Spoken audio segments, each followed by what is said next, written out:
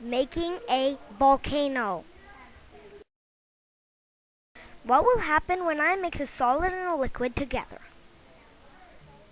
I think that the liquid and solid will make a new liquid. 1/4 of a cup of vinegar, food coloring, liquid dishwashing soap, 1 tablespoon baking soda, modeling clay, plasticine, newspaper or a vinyl table cover. Clear a work surface and cover it with newspaper or a vinyl table cover. Model a volcano out of modeling clay.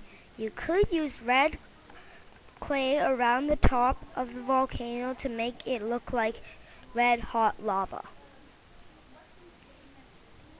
Make a hole at the top of the volcano.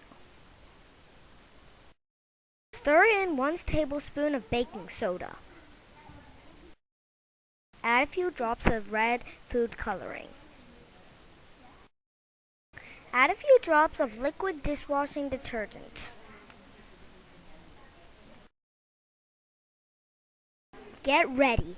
Pour in 1 cup of vinegar and stand back. I saw bubbles of foam. They stayed for quite a while. Foam spilled out of the model volcano. The vinegar and baking soda together caused a chemical change.